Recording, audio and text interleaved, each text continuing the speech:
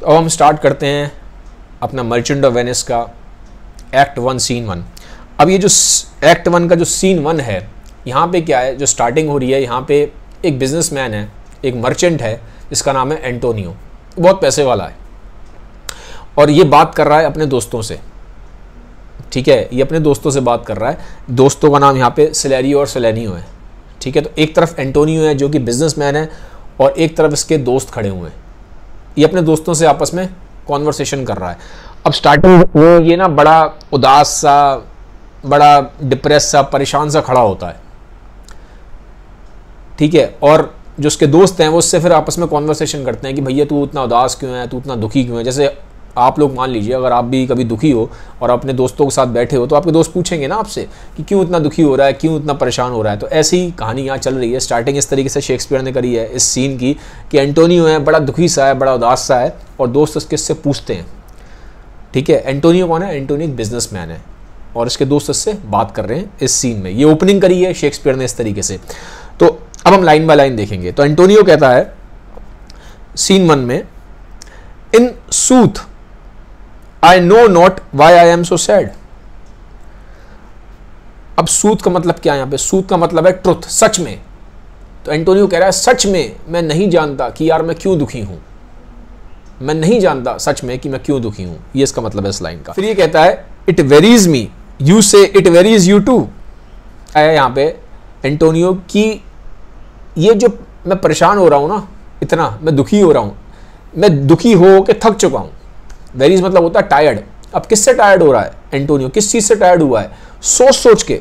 जैसे अगर आप भी सोचने बैठे हो पूरे टाइम, मान लो आपके एग्जाम आ रहे हैं, आप पूरे टाइम बैठ के सोच रहे हो क्या होगा, कैसे होगा, मैं पास होऊंगा कि मैं फेल होऊंगा, क्या होगा, नंबर आएंगे या नंबर नहीं आएंगे। तो एक टाइम ऐसा होता है आप भी दुखी से हो जाते हो ना, सोच सोच के परेशान हो जाते हो, कितना सोचूंगा। एक टाइम, एक लिमिट होती है ना सोचने की।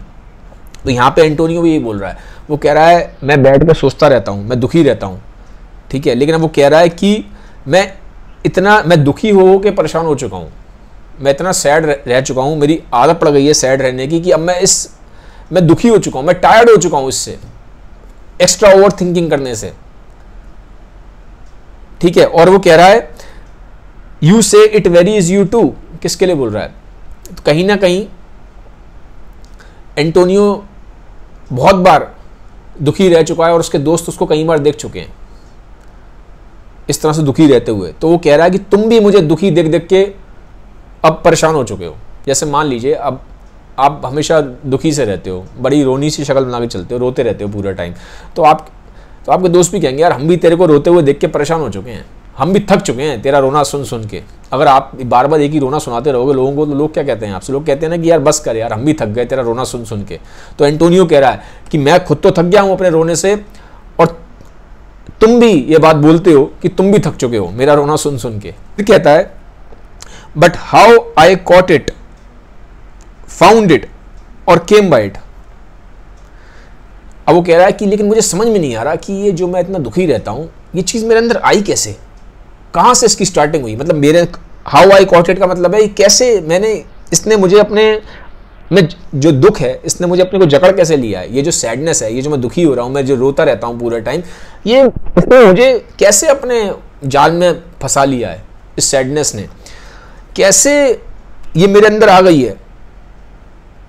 ठीक है, मतलब कहां से आई है, इसका ओरिजिन क्या है इस सैडनेस का। फिर वो बोलता है what stuff this is made up of, where of it is born, I am to learn. वो कहता है कि ये जो सैडनेस है इतनी मेरे अंदर आई कहां से, मैं इसको समझना चाहता हूं कहां से आई है ये, पर मैं समझ नहीं पा रहा हूं इसको, किस चीज की बनी हुई है सैडनेस। ये जो मेरे को डिप्रेशन हो रखा है, सैडनेस हो रखा है, मुझे नहीं समझ में आ रहा कहां से आई है, कैसे इसने मुझे अपने वश में कर लिया है, कैसे सैडनेस ने डोमिनेट कर लिया है मेरे को, किस चीज से सैडनेस बनी हुई है, मुझे समझ में नहीं आ रहा, मेरे समझ के बाहर है ये। इसलिए बोल रहा है I am to learn. I am to learn का मतलब वो नहीं समझ पा रहा है, वो नहीं इस चीज को समझ पा रहा है कि सैडनेस कहां से आ रही है उसके अंदर। फिर कहता है ये and since a want wit sadness makes of me, and since a want wit sadness makes of me. Want wit sadness makes of me का मतलब क्या है यहाँ पे? ये जो सैडनेस है इसके पीछे कोई लॉजिक नहीं है। अगर आप वांट विट का ऐसे कोई डिक्शनरी मतलब ढूंढने जाओगे तो कोई मतलब नहीं है, क्योंकि शेक्सपियर की अपनी खुद की एक लैंग्वेज थी। ठीक है, मॉडर्न इंग्लिश में वांट विट का ऐसे कोई मतलब नहीं है। वांट का अलग मतलब होता है, विट का अलग मतलब होता है, लेकिन ये जो वर्ड जुड़ा है यहाँ वांट विट सैडनेस का मतलब यहाँ पे क्या है, वांट विट सैडनेस का मतलब है कि इस सैडनेस का, ये जो मैं एंटोनियो कह रहा है, जो मैं दुखी हो रहा हूँ, उसके पीछे कोई लॉजिक नहीं है। मैं ढूंढता हूँ, सोचता हूँ कि यार मैं इतना दुखी क्यों हूँ, पर कोई लॉजिक नहीं मिल रहा मुझे। जैसे आप मान लो अगर दुखी हो रहे हो तो कोई रीज़न तो होगा ना पीछे दुखी होने का, कि मेरे नंबर कैसे आएंगे, मैं पास होऊंगा कि नहीं होऊंगा, यार पता नहीं क्या होगा आगे, तो रीज़न है आपको पढ़ाई की टेंशन हो रही है। बट एंटोनियो कह रहा है कि ये जो मैं दुखी हो रहा हूँ उसके पीछे कोई लॉजिक ही नहीं मिल रहा है यार मुझे, मैं सोच सोच के परेशान हो गया, पर इसका कोई लॉजिक ही नहीं मिल रहा मेरे को। That I have much ado to know, ado मतलब यहाँ पे है ट्रबल, तो ये जो बोल रहा है ना that I have much ado to know, ado मतलब यहाँ पे ट्रबल, कि मैं नहीं समझ पा रहा कि ये दुख मुझे क्यों हो रहा है, और मैं अपने आप को भी नहीं समझ पा रहा हूँ, इस दुख को भी नहीं समझ पा रहा और अपने आप को भी नहीं समझ पा रहा हूँ। तो एक तरीके से एक फिलोसफिकल स्टार्टिंग करी है उसने, शेक्सपियर ने यहाँ पे जो स्टार्टिंग करी है सीन 1 की, एक्ट 1 की, तो एक फिलोसफी दिखाने की कोशिश करी है कि एक आदमी है दुखी सा है, उसे पता नहीं हो क्यों दुखी हो रहा है, एक फिलोसफर की तरह सिर्फ खोया हुआ सा है, ना तो अपने जो दुख है उसका कोई रीज़न मिल रहा है उसको, क्योंकि बहुत हद तक जो फिलोसफर्स होते हैं वो जब वो भी सैड होते हैं तो उनके पीछे सैडनेस की कोई वजह नहीं होती, बस ऐसे ही सैड होते हैं। ठीक है, तो जो स्टार्टिंग करी है फिलोसफिकल सैडनेस से करी है, कोई रीज़न नहीं मिल रहा है एंटोनियो को उसके दुखी होने का। अब जो उसके दोस्त हैं वो बताएंगे कि भैया एंटोनियो तो इसलिए दुखी है, अब यहाँ से आगे कॉन्वर्सेशन चलेगी। तो जो सिलेरियो है, जो उसका दोस्त है एंटोनियो के साथ वहाँ पे खड़ा हुआ है, वो उसको बोलता है सिलेरियो को, सिलेरियो बोलता है अब एंटोनियो को, तो सिलेरियो बोल रहा है यहाँ पे your mind is tossing on the ocean, जो वो कहता है एंटोनियो जो तुम्हारा दिमाग है ना वो ओशियन पे नाच रहा है। टॉसिंग मतलब जैसे एक सिक्का होता है ना, टॉस करते हैं हम तो सिक्का नाचता रहता है, ऐसे ही वो कह रहा है टॉसिंग का मतलब तुम्हारा जो दिमाग है वो ओशियन पे फोकस्ड है। टॉसिंग का मतलब है कि वहां पे ओशियन पे नाच रहा है, ये ओशियन पे फोकस है तुम्हारा दिमाग। There where your argosies with portly sail, actual में क्या था, एंटोनियो का बिजनेस है, तो मेनली जो सामान होता था बिजनेस करने के लिए वो जाता था समुंदर से, समुंदर में जहाज़ों के थ्रू जाता था, जो बड़ी बड़ी शिप्स होती थी उसके थ्रू जाता था। तो सिलेरियो बोल रहा है एंटोनियो से कि जो तुम्हारा दिमाग है ना वो उस टाइम पे अपनी शिप्स पे लगा हुआ है, समुंदर पे लगा हुआ है। समुंदर पे लगने से मतलब है तुम्हारा दिमाग तुम्हारी शिप्स पे है, ठीक है।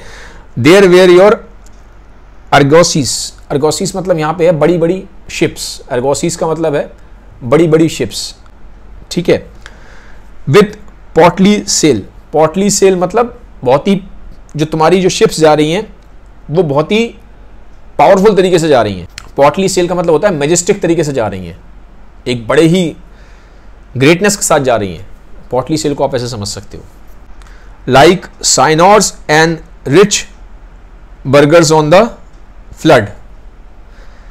अब साइनॉर्स का मतलब होता है सर, इटली में, क्योंकि ये जो कहानी है पूरी वेनिस की है, वेनिस मैंने बताया इटली में है, तो इटली में उस टाइम पे जो बड़े जेंटलमैन टाइप के लोग होते थे उनको एड्रेस करते थे एक टाइटल से सर, तो उस टाइम जो सर है उसको साइनॉर बोलते थे, तो साइनॉर का मतलब है सर, एक टाइटल लगा देते हैं एक अच्छे जेंटलमैन के लिए।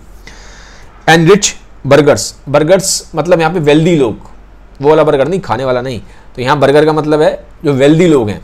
वो कह रहा है कि तुम्हारी जो शिप्स जा रही है ना समुंदर पे, ये ऐसे जा रही हैं जैसे मान लो कोई बड़ा जेंटलमैन और बड़ा ही कोई वेल्दी बंदा जा रहा है, कोई वेल्दी बंदा निकलता है ना, कोई जेंटलमैन निकलता है या कोई बहुत बड़ा पैसे वाला आदमी निकलता है, तो लोग देखते हैं अरे यार कोई जा रहा है, कोई पैसे वाला आदमी जा रहा है, कोई जेंटलमैन जा रहा है। तो कह रहा है तुम्हारी जो शिप्स भी है ना वो इसी तरह से समुंदर पर जा रही हैं, कोई नॉर्मल शिप की तरह नहीं जा रही हैं, वो ऐसे जा रही हैं, बड़ी जेंटलमैन है, बड़ी अकड़ में जा रही हैं, बड़ी एटीट्यूड के साथ जा रही हैं तुम्हारी शिप्स, जैसे कोई बड़ा बिजनेसमैन, कोई बड़ा वेल्दी बंदा जा रहा है, कोई बड़ा जेंटलमैन जा रहा है। तो यहाँ पे मैं ये मालूम पड़ रहा है इस बातों से कि जो एंटोनियो है बड़ा पैसे वाला बंदा, कोई छोटा मोटा बिजनेसमैन नहीं है, ठीक है। और as it were the pageants of the sea, अब पेजेंट्स ऑफ द सी मतलब क्या है, यहाँ पे जब कोई बहुत बड़ी परफॉर्मेंस दी जाती है, बहुत बड़ी कोई पब्लिक परफॉर्मेंस ऐसी दी जाती है उसको पेजेंट्स बोलते हैं। तो यहाँ पे वो बोल रहा है सिलेरियो एंटोनियो को कि तुम्हारी शिप्स ऐसे जा रही हैं जैसे कोई बहुत बड़ी परफॉर्मेंस दे रही हैं, कि मतलब बाकी सब देख रहे हैं कि वाह क्या शिप्स जा रही हैं, क्या ज़बरदस्त, मतलब समुंदर पे नॉर्मल नहीं चल रही हैं, वो ऐसे चल रही हैं जैसे कोई बड़ी परफॉर्मेंस ही करती हुई चल रही हैं और दुनिया देख रही है वाह वाह वाह क्या शिप्स जा रही हैं। फिर देखो आगे, डू ओवरपियर द पेटी ट्रैफिकनेस, ओवरपियर मतलब होता है लुक डाउन अपॉन करना। अब किसको लुक डाउन अपॉन कर रहे हैं, कौन किसको कर रहा है। पेटी मतलब होता है लिटिल, ट्रैफिकर्स मतलब यहाँ पे शिप्स है, मतलब यहाँ पे ये है कि जो उसकी शिप्स जा रही हैं वो बहुत बड़ी बड़ी हैं, और जो आसपास कोई बाकी जो मर्चेंट्स हैं उनकी जो शिप्स चल रही हैं छोटी मोटी, अब ऐसा तो नहीं है कि समुद्र में खाली एंटोनियो की शिप्स जा रही होंगी और बाकी जो बिजनेसमैन हैं उनकी शिप्स भी चल रही होंगी, तो लेकिन एंटोनियो की शिप्स इतनी बड़ी हैं कि वो जो बाकी छोटी मोटी शिप्स हैं उनको बड़ा लुक डाउन अपॉन कर रही हैं। ओवर पियर का मतलब यहाँ पे है कि उनको लुक डाउन अपॉन कर रही हैं। फिर आता है that curtsy to them do them reverence. जो छोटी शिप्स हैं वो अब कर्टसी प्रोवाइड कर रही हैं एंटोनियो की शिप्स को। कर्टसी मतलब होता है झुक के बो डाउन करना, भैया नमस्ते करना, सलाम करना, क्योंकि एंटोनियो की शिप है, बहुत बड़ी शिप है वो, तो बाकी जो छोटी शिप्स हैं वो उसको देख के सलाम कर रही हैं कि भैया क्या एंटोनियो की शिप जा रही है, ठीक है, और रिस्पेक्ट पे कर रही हैं। रेवरेंस मतलब होता है रिस्पेक्ट देना। As they fly by them with their woven wings, जैसे बर्ड्स विंग फैलाती है और विंग्स पे बर्ड्स की हवा लगती है तो बर्ड आगे चलती है, ऐसे ही शिप पे जो कपड़े लगे हुए थे, जो बुनाई के थ्रू कपड़े लगे थे, उन पर जब हवा लगती थी तो शिप आगे चलती थी। तो यहाँ पे ये मतलब है। तो एक तरीके से बहुत तक दो तरीके निकल रहे हैं, दो मतलब निकल रहे हैं। एक तो सिलेरियो के थ्रू शेक्सपियर ये दिखा रहा है कि सिलेरियो बटरिंग कर रहा है एंटोनियो की, एक तरीका तो ये है उसकी तारीफें कर करके उसकी शिप्स की। दूसरा ये भी आप कह सकते हो कि उसका थोड़ा सा मूड खुश करने की कोशिश कर रहा है, क्योंकि एंटोनियो दुखी है और एंटोनियो खुद ही नहीं पता वो दुखी क्यों है, ठीक है। तो अब उसकी शिप्स की तारीफ कर करके कि शिप्स ऐसी हैं तुम्हारी, वैसी हैं, तो ये भी आप कह सकते हो कि वो अपने दोस्त का थोड़ा सा उसकी बटरिंग करके उसको प्रेस करके दिखा के कि तुम बड़े कितने वर्दी हो, तो थोड़ा सा उसे खुश करने की कोशिश भी कर रहा है। आप इसको इस तरह से भी समझ सकते हो, ठीक है, क्योंकि ये ओपन टू इंटरप्रिटेशन होते हैं। जो शेक्सपियर का जो टेक्स्ट है इसमें ऐसा नहीं कि सिर्फ एक ही मतलब है, उसके कई मतलब निकल सकते हैं। ये डिपेंड करता है कि पढ़ने वाला कौन है इसको। तो आज के वीडियो में यहीं पे मैं इसको एंड करूंगा, ठीक है। अब आगे मुझे वीडियोस बनाने हैं या नहीं बनाने हैं ये आपके ऊपर डिपेंड करता है। आप मुझे कमेंट सेक्शन में बताओ कि ये जो तरीका है मेरे पढ़ाने का ये आपको अच्छा लग रहा है या नहीं लग रहा है, ठीक है, क्योंकि आपके इनपुट्स के बेसिस पे ही मैं आगे वीडियोस बनाऊंगा, क्योंकि ये वीडियोस मैं आप ही के लिए बना रहा हूँ, ठीक है, आप ही के बेटरमेंट के लिए बना रहा हूँ। तो अगर आपको वीडियोस अच्छे लग रहे हैं तो आप मुझे कमेंट सेक्शन में बताइए, ठीक है। अगर नहीं अच्छे लग रहे तो आप मुझे वो भी बता दीजिए, ऑनेस्टली बताइए, ताकि आपके इनपुट्स के बेसिस पे ही मैं फिर फर्दर आगे मूव कर पाऊँगा, ठीक है। Have a nice day, bye bye, take care.